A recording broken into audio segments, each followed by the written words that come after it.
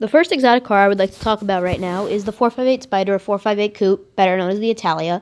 A coupe you can get for $160 with 20 to 30,000 miles, and these are the first really reliable Ferrari V8s, and they don't have issues. Obviously, if they do break, it'll be expensive, so you have to keep that into consideration. But also, I've found a Spyder for $185 with good carbon fiber options, 10,000 miles, very low miles, and one owner. And for a 488 brand new, you're looking at 330 grand. That's a $150,000 price drop. Depreciation you have to take advantage of. This is a naturally aspirated V8, the last for the Ferrari naturally aspirated V8s in their sports cars. This is huge. It's going to be a great investment for the future, and they're only going to go up. This particular example is in Tour de France Blue over Cuello, kind of rare color, but it's a historical Ferrari color, and it's a beautiful color.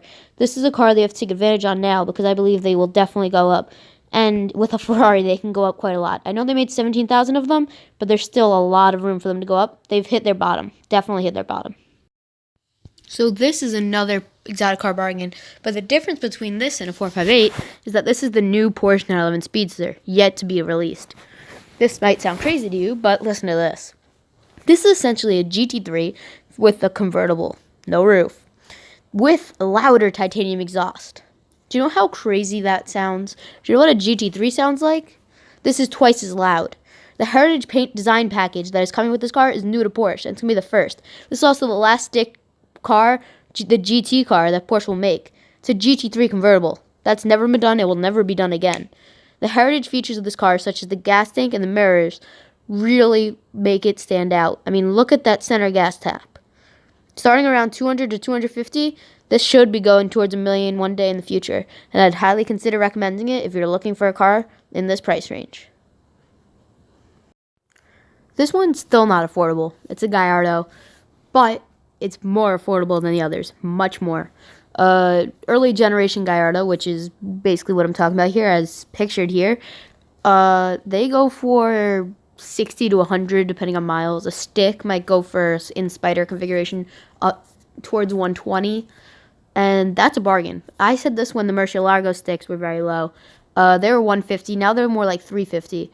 A Guyardo is 120 with a stick. I know they made a lot, but not in stick configuration. And it's a really cool car. It's a gated stick. The car's not fast either way. It doesn't drive so crazy. So getting a stick is a great investment. And if you're not getting a stick, the 60,000 car won't go down. It might not go up, but it definitely ain't going down. So you might not consider it an investment, but you're not going to lose money on it. So you can keep it for a few years. Nothing goes wrong. You don't lose any money. And you have fun with a Guyardo and you sell it. And then you can move up the food chain, even though this is very high up the food chain. This is a very special car, no matter which Guyardo you get. The lesson that should be learned from what to buy is what not to buy. The new Lamborghini Huracan Evo. They raised the price 30 grand, did basically nothing. That new wing-looking thing that's not a wing looks great, yes, but don't buy this car. You saw what the Guyardo's worth. Huracan's been going down. Therefore, don't buy a regular Huracan either. They're at like 180, 160. They're going to continue to drop. They've dropped a lot. And, yeah, if you get where I'm going here, you'll know what the next car is. The next car is a Ferrari 488. Not only do I think this car is ugly, I've always thought that. Also, not as good as a 458. Doesn't sound as good. Doesn't drive as good. Electric assist steering now. That ruins a Ferrari. Okay? It's true. They've dropped a lot. And, yes, I'm a McLaren fan. You can probably tell by this. And, yeah, don't buy this car. You saw where the 458 went, but this one won't go back up in the long run. Also, ugly. What did they do to this front bumper? Seriously, what were they thinking? Hopefully they fix it with the new one. And yes, the 720 I would buy once they go a little bit lower. At number 4 is a car that needs no introduction. A car that won Engine of the Year multiple times. This is the E60 Bmw M5. Yes, its V10 is magnificent, making 500 horsepower. But to people that don't know cars, they would say that the new one with over 600 horsepower is better. They are wrong.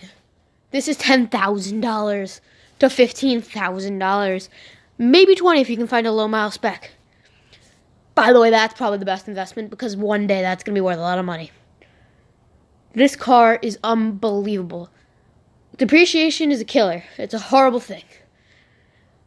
But if you're not the first generation owner of this car, you might love that because you can get a $10,000 to $20,000 masterpiece with the engine of the year in a 4-door, 5-seater V10, BMW, all you need to know.